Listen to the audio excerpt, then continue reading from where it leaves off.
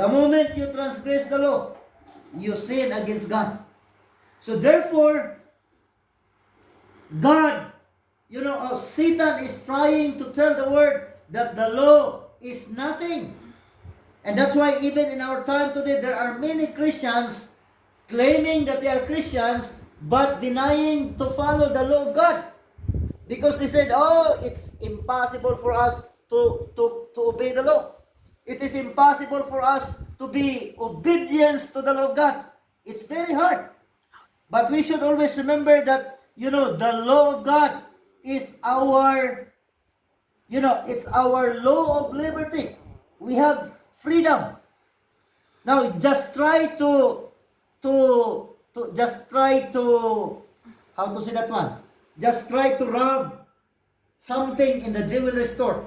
I don't know if you are free from the government, from the law. Because the moment you snatch something from the stores, the government, the law of the land will run after you. So in other words, that if you disobey the law of God, there is no freedom. There is no joy. There is no security. But we are afraid. We try to hide from the law of God. We are trying to hide from the government because we do something that is not good, that is not acceptable in our society. So the law of God is the law of liberty.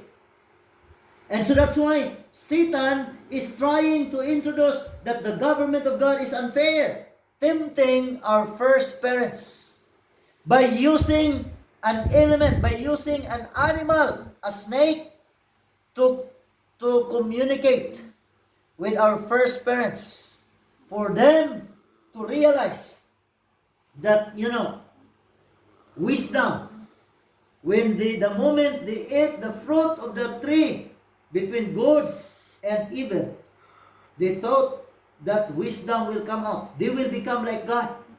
They don't realize that the result of disobedience is death. And so that's why we are all subject to death because of the sin that we inherited from our forefathers. Now, where the origin of this controversy? Where this controversy begin? As what I have said, that, this controversy begins in heaven. This controversy originates in heaven. So do not believe that this controversy, this great controversy, started here on earth. There is no conflict here on earth when God created the universe. The universe was so perfect. But this conflict started in heaven, and Lucifer, as what I have said, was the son of the morning. Imagine, he was called the son of the morning according to Isaiah 14 verse 12 and Ezekiel 28 verse 14. That he is the son of the morning. The anointed covering cherub resided in the presence of God. What a wonderful, entity, or we can say, how to say that one? Position. He is resided in heaven. He is residing in the presence of God.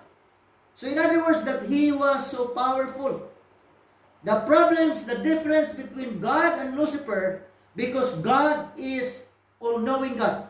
God is omniscient God. There is no end and no beginning. But Lucifer is only created by God.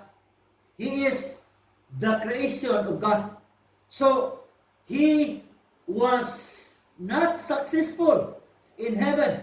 And so that's why when he rebelled against God, he don't have any place in heaven anymore, and God thrown him to this earth.